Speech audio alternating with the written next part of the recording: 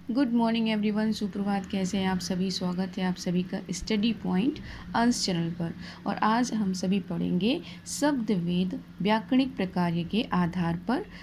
पहला जो हमारा टॉपिक है उसका नाम है संज्ञा। संज्ञा मीन्स नाउन। तो संज्ञा क्या होती है, किसे कहते हैं संज्ञा? संज्ञा किसे कहते हैं? संज्ञा किसी वस्तु के नाम को कहते हैं, किसी प्राणी के नाम को कहते हैं, किसी स्थान के नाम को कहते हैं, या किसी भाव के नाम को कहते हैं। वस्तु मीन्स थिंग, प्राणी मीन्स लिविंग थिंग्स, जीव जंतु, कोई भी, हम हैं, कीड़े मकोड़े, इंसान, जो भी जिसमें भी लिविंग थिंग है वो क्या है? प्राणी है। स्थान, ठीक है, मीन्स प्लेस। भाव मीन्स फीलिंग्स। तो जिस शब्द से किसी वस्तु, प्राणी, स्थान या भाव के नाम का बोध हो उसे संज्ञा कहते हैं। ठीक है, जैसे कि मैंने यहाँ पे 4 एग्जाम लिखे हैं, आपके लिए एग्जाम्पल लिखे हैं, 4 शब्द लिखे हैं। ठीक है, 4 शब्द लिखे। पहला शब्द क्या लिखा है मैंने? मोहन। ठीक है, तो मोहन शब्द को जब आप पढ़ते हैं तो आपको क्या जानकारी मिलती है? क्या है ये शब्द? क्या है? किसी का नाम है ना? नाम है ना, किसी का नाम है। किसका नाम है? प्राणी का नाम है। मनुष्य प्राणी है। ठीक है। पुस्तक, तो पुस्तक क्या है? एक वस्तु का नाम है। किसका नाम है? वस्तु का नाम है। फिर आगरा, आगरा क्या है? एक स्थान का नाम है। ऐसे ही मित्रता, मित्रता क्या है? फीलिंग्स है, भाव है। ठीक है, कि जैसे ही आपके सामने आपका कोई दोस्त खड़ा हो गया, आपने कहा कि हाँ ये, इससे मैं मित्रता कर सकता हूँ, ये अच्छा दोस्त है, बन सकता है। तो वो क्या है? आपकी फीलिंग्स है, आपके भाव है।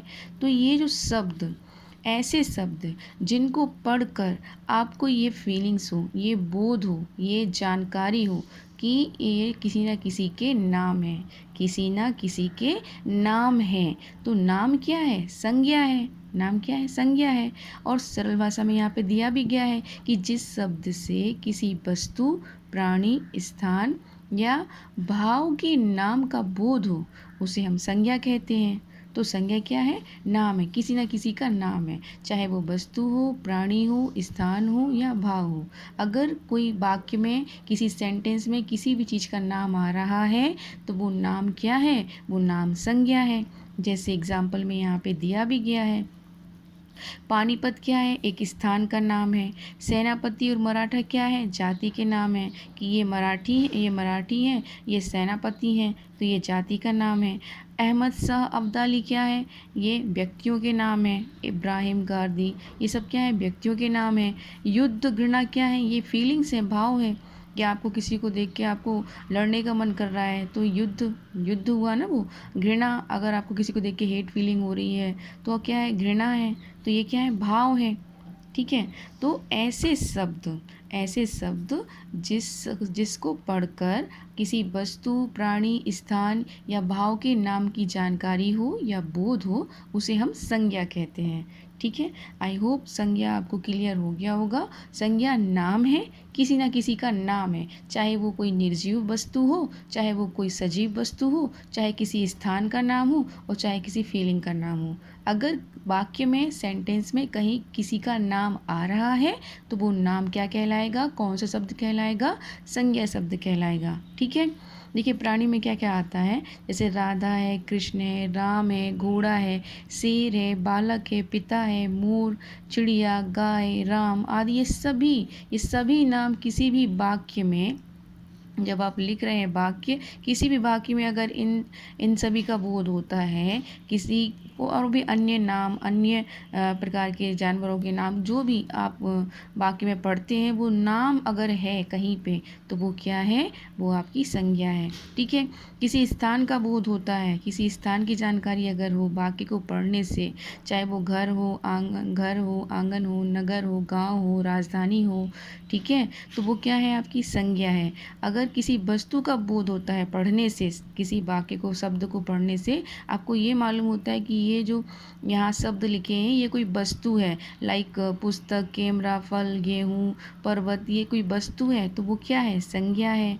ठीक है, भाव की फीलिंग आती है किसी शब्द को पढ़कर, कि बचपन है, सुंदरता है, मिठास है, खटास है, शत्रुता है, मित्रता है, तो ये फीलिंग्स अगर आती हैं तो ये क्या है? आपकी संज्ञा है। तो संज्ञा क्या है? नाम है, किसी न किसी का नाम है, चाहे वो वस्तु का हो, प्राणी का हो, स्थान का हो, भाव का हो। संज्ञा क्या है? नाम है। आई होप आपको संज्ञा जो कॉन्सेप्ट है क्लियर हो गया होगा। आगे हम पढ़ेंगे संज्ञा के भेद। ठीक है, संज्ञा के 5 भेद होते हैं। संज्ञा के कितने भेद होते हैं? 5 भेद होते हैं। पहला होता है जातिवाचक संज्ञा, व्यक्तिवाचक संज्ञा।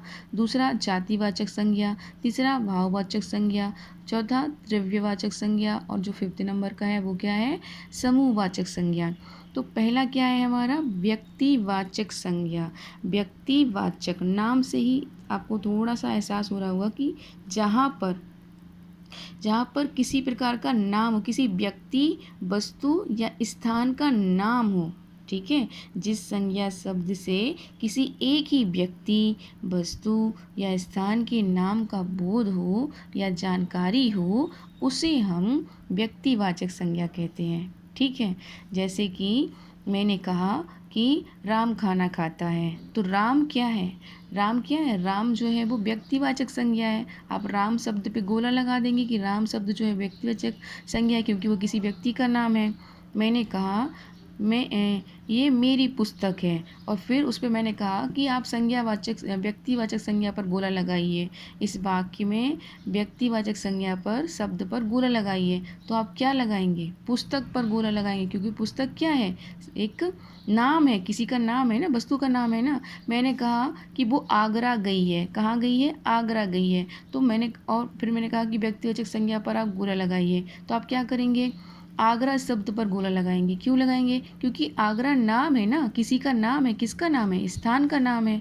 तो जहाँ पर किसी व्यक्ति, वस्तु, स्थान का नाम हो, ठीक है, तो वो क्या है? वो व्यक्तिवाचक संज्ञा के अंतर्गत आते हैं। किसके अंतर्गत आते हैं? वो व्यक्तिवाचक संज्ञा के अंतर्गत आते हैं।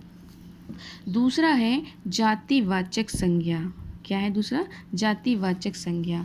तो जातिवाचक संज्ञा मीन्स जिस संज्ञा से, शब्द से एक ही प्रकार के प्राणियों, वस्तुओं, स्थानों आदि की संपूर्ण जाति का बोध हो। संपूर्ण जाति मतलब कंप्लीटली हमें मालूम चल रहा है कि ये सभी प्रकार के इस टाइप के लोगों को हम ये कहते हैं, सभी प्रकार के इस टाइप के चीज़ों को हम ये कहते हैं। मतलब एक बहुत सारी चीज़ों को जब हम एक ही नाम दे देते हैं ना, तो उसे हम क्या कहते हैं? जातिवाचक संज्ञा कहते हैं। ठीक है, जैसे आप जिस संज्ञा शब्द से एक ही प्रकार के प्राणियों, वस्तुओं, स्थानों आदि की संपूर्ण जाति का बोध हो, उसे हम जातिवाचक संज्ञा कहते हैं। जैसे कि घर आंगन।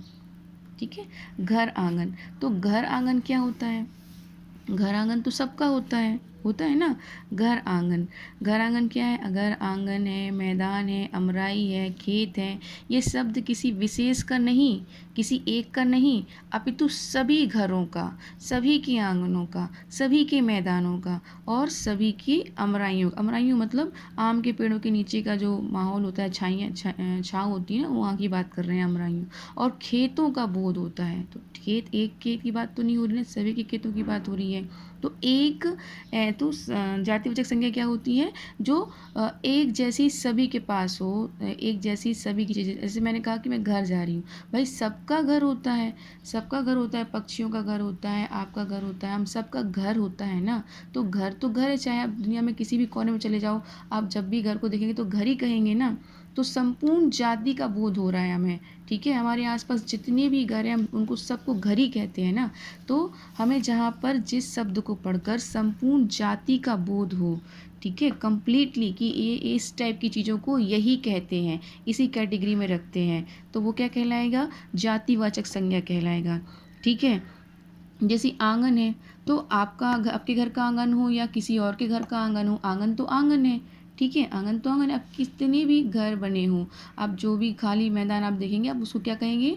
आंगन ही कहेंगे, है ना। तो ऐसे शब्द जिनको पढ़कर आपको संपूर्ण जाति का बोध होता है कि वो कहीं पे भी हो, उस चीज़ को हम यही शब्द से बुलाएंगे, वो शब्द क्या कहलाते हैं? जातिवाचक शब्द कहलाते हैं। ठीक है, जैसे खेत है, चाहे यहाँ हो, वहाँ हो, कहीं पे भी हो, खेत तो मतलब आपको ये पता है कि खाली पड़ी ज़मीन जहाँ पर गेहूँ उगाए जाते हैं या फसल उगाई जाती है, वैसी जगह को हम खेत कहते हैं। ठीक है, तो आप कहीं भी चले जाओ, आप उस जगह को जैसे आपको दिखेगी, आप क्या कहेंगे कि ये तो खेत है है ना। तो आपको संपूर्ण जाति का बोध हो रहा है ना कि इस टाइप से दिखने वाली जगह को या इस टाइप से दिखने वाली चीज़ों को हम एक प्रॉपर नाम से बुलाते हैं, उसे हम क्या कहते हैं, जातिवाचक संज्ञा कहते हैं। ठीक है। नेक्स्ट है हमारा भाववाचक संज्ञा। भाववाचक संज्ञा क्या होता है, जिस संज्ञा शब्द से गुण, कार्य, व्यापार्य, भाव या अवस्था का बोध होता है उसे हम भाववाचक संज्ञा कहते हैं। ठीक है, क्या कहते हैं, भाववाचक। भाव मतलब फीलिंग्स। तो जिन शब्दों को पढ़कर आपको ऐसी फीलिंग्स का बोध हो कि ये किसी न किसी की फीलिंग है, चाहे वो आपकी हो, चाहे वो जानवर की हो, चाहे वो किसी पक्षी की हो, किसी की भी फीलिंग्स का एहसास हो रहा है, जिन शब्दों को पढ़कर आपको ये मालूम हो रहा है कि यहाँ पर किसी के भाव बताए जा रहे हैं, किसी की फीलिंग्स बताई जा रही हैं, किसी के गुण बताए जा रहे हैं, कार्य बताया जा रहा है, व्यापार्य बताया जा रहा है, तो वो सब क्या है, वो सब क्या है, भाववाचक संज्ञा शब्द हैं। जैसे कि यहाँ पे लिखा है झुंझलाहट, कड़वाहट, तो बेचैनी, ये सब क्या है, इस पक्षी को यहाँ घर में कैद होकर क्या झुंझलाहट फील हो रही है, कड़वाहट फील हो रही है, बेचैनी फील हो रही है, तो ये सब क्या है, इसके फीलिंग्स हैं, इसके भाव हैं, है ना, भाव है ना, इस पक्षी के भाव हैं ये सब।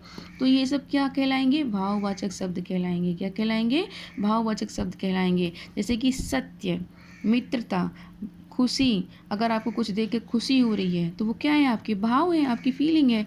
सुगंध, आपको खुशबू आ रही है, आप फील कर रहे हैं, मतलब क्या है, आपके भाव हैं। सौंदर्य, मानवता, बचपन, हंसी, ये सभी शब्द, आपसे अगर किसी ने कहा कि भाववाचक शब्दों पर गोला लगाइए और आपके वाक्य में ये शब्द सभी आ रहे हैं इस टाइप से, जिसको पढ़कर आपको ये फील होता है कि हाँ ये किसी के गुण हैं या किसी के कार्य हैं या किसी के व्यापार के बारे में है, तो वो सब क्या कहलाएंगे, वो सभी शब्द आपके भाववाचक शब्द कहलाएंगे। क्या कहलाएंगे, भाववाचक शब्द कहलाएंगे। ठीक है। नेक्स्ट है हमारा द्रव्यवाचक संज्ञा। तो द्रव्यवाचक संज्ञा, ये देखिए, ये इनको हम क्या कहते हैं, द्रव्य कहते हैं। क्या कहते हैं, द्रव्य कहते हैं। जैसे कि दूध है, सोना है, पानी है, ठीक है, ये सब क्या है, आपके द्रव्य हैं। गोल्ड, चांदी, सिल्वर, ये सब क्या है, आपके द्रव्य हैं। इंग्लिश में इन्हें क्या कहते हैं, मैटर कहते हैं। क्या कहते हैं, मैटर कहते हैं। तो जिस संज्ञा शब्द से किसी द्रव्य या धातु का बोध हो उसे हम क्या कहते हैं, द्रव्यवाचक संज्ञा कहते हैं। क्या कहते हैं, द्रव्यवाचक संज्ञा। जैसे कि आपने कोई शब्द पढ़ा, मैंने कहा कि सोना बहुत महंगा हो गया है, मैंने कहा कि सोना बहुत महंगा हो गया है, तो सोना और फिर मैंने कहा कि आप द्रव्यवाचक शब्द पर गोला लगाइए, तो आप क्या करेंगे, सोना शब्द पर गोला लगा देंगे। क्या करेंगे, सोना शब्द पर गोला लगा देंगे। क्यों लगा देंगे, क्योंकि सोना द्रव्य है, धातु है, पदार्थ है, मैटर है ना। मैंने कहा कि ग्लास में दूध है, तो और फिर मैंने कहा कि द्रव्य शब्द पर गोला लगाइए, तो आप क्या करेंगे, दूध शब्द पर गोला लगा देंगे। क्यों लगा देंगे, क्योंकि दूध क्या है, द्रव्य है, धातु है, पदार्थ है, मैटर है। ठीक है। तो ऐसे वाक्य या ऐसे शब्द जिनको पढ़कर आपको द्रव्य का बोध हो, ये जानकारी हो कि ये तो द्रव्य है, लाइक पानी है, दूध है, सोना है, चांदी है, तो आप ऐसे शब्दों पे गोला लगा देंगे, वो आपके द्रव्यवाचक संज्ञा शब्द में आ जाएंगे। ठीक है। नेक्स्ट और लास्ट है हमारा समूहवाचक। तो समूहवाचक से आप तो नाम से पढ़कर ही समझ गए होंगे कि जिन शब्दों को पढ़कर समूह का बोध हो, समूह की जानकारी हो, ग्रुप की जानकारी हो कि यहाँ पर ग्रुप की बात चल रही है, उसे समूहवाचक संज्ञा कहेंगे। कैसे, जैसे याद दिया है ना कि जिस संज्ञा शब्द से किसी समूह का बोध हो उसे समूहवाचक संज्ञा कहते हैं। जैसे कि मैंने कहा कि आज बाजार में भीड़ थी, ठीक है, तो भीड़ शब्द क्या है, भीड़ शब्द को पढ़ के ही आपको समझ में आ गया कि जहाँ पे बहुत सारे लोग इकट्ठे होते हैं उसे हम भीड़ कहते हैं, है ना। तो एक ग्रुप की बात आ गई ना, तो वो क्या कहलाएगा, भीड़ शब्द समूहवाचक शब्द कहलाएगा। कक्षा, अब कक्षा में, क्लास में आप अकेले तो रहते नहीं हैं, बहुत सारे बच्चे होते हैं ना, तो जहाँ पर बहुत सारे लोगों के एक साथ होने की जानकारी हो, ठीक है, और उस जगह को, वहाँ के लोगों को हम एक अलग नाम से पुकारते हो, जैसे कि कक्षा। तो कक्षा शब्द क्या हो गया, कक्षा से मालूम चल रहा है ना कि बहुत सारे लोगों की बात चल रही है, तो ये समूहवाचक शब्द हो गया। सभा, जहाँ पे लोग मीटिंग करते हैं, ठीक है, तो मीटिंग में एक तो कोई होता नहीं है, बहुत सारे लोग होते हैं, तो जहाँ पर बहुत सारे लोगों के होने का बोध हो, चाहे वो जानवरों की बात हो, चाहे वो इंसानों की बात हो, बहुत सारे लोगों की बात हो, होने की बात हो, ऐसे शब्द को हम समूहवाचक संज्ञा कहते हैं। ठीक है। परिवार में हम अकेले नहीं होते, हमारी फैमिली होती है पूरी। तो परिवार शब्द क्या है? समूहवाचक संज्ञा है। सेना, भीड़, झुंड, तो इन सभी शब्दों को पढ़कर आपको मालूम हो रहा है कि किसी न किसी समूह की बात हो रही है। क्लास में स्टूडेंट जो होते हैं उनके समूह की बात हो रही है। सभा में जो मीटिंग करते हैं उन सभी की बात हो रही है। परिवार में जितने मेंबर्स हैं उन सभी की बात हो रही है। तो कोई अकेला नहीं है। समूहवाचक में बहुत सारे लोगों का जो ग्रुप होता है, और ऐसे शब्द जो उस ग्रुप को उस ग्रुप की जानकारी देते हैं, उस शब्द को हम क्या कहते हैं? समूहवाचक संज्ञा कहते हैं। ठीक है। तो ये हैं आज के हमारे संज्ञा और संज्ञा के बोध। आई होप आपको ये कॉन्सेप्ट क्लियर हो गया हो कि संज्ञा किसे कहते हैं। एक बार मैं आपको फिर से बता देती हूँ। संज्ञा नाम है, चाहे वो किसी वस्तु का हो, प्राणी का हो, स्थान का हो या भाव का हो, वो नाम है। अगर आप वाक्य में किसी का नाम पढ़ रहे हैं तो वो आपका संज्ञा कहलाएगा। ठीक है। व्यक्तिवाचक संज्ञा मतलब जब आपको किसी वस्तु, व्यक्ति या स्थान के नाम का बोध हो, वो व्यक्तिवाचक संज्ञा है। जातिवाचक मतलब जहाँ पर आपको कंप्लीटली एक ही प्रकार की चीज़ के लिए एक से ही नाम को बुलाया जाए, ऐसे शब्दों को जातिवाचक संज्ञा कहते हैं। जैसे कि जानवर है, कार है, मोटरसाइकिल है, ये क्या है? जातिवाचक संज्ञा है। बहुत सारी चीज़ों को, एक जैसी दिखने वाली चीज़ों को हम एक ही नाम से पुकारते हैं ना, है ना। ऐसे ही भाववाचक मतलब फीलिंग, जहाँ जैसे ऐसे शब्द जहाँ पर भाव की बात हो, चाहे वो आपके भाव हो, आपकी फीलिंग हो, चाहे वो जानवर की किसी की भी फीलिंग की बात हो, वहाँ पे क्या होगा? भाववाचक संज्ञा होगा। द्रव्यवाचक, जहाँ पे भी जैसे सोना, चांदी, पानी, ये सब क्या है? द्रव्य है। तो ऐसे शब्दों का जहाँ पर जिक्र हो तो ये सभी शब्द जो हैं आपके द्रव्यवाचक संज्ञा कहलाएंगे। समूहवाचक संज्ञा, जहाँ पर ग्रुप की बात हो, जैसे कि मैंने अभी बताया, भीड़ है, बस अड्डा है, ठीक है, कक्षा है, सभा है, तो वो सब क्या है? समूहवाचक शब्द हैं। तो आज के लिए बस इतना ही। If you like my videos तो please like, share and subscribe my channel. Thank you so much. Bye.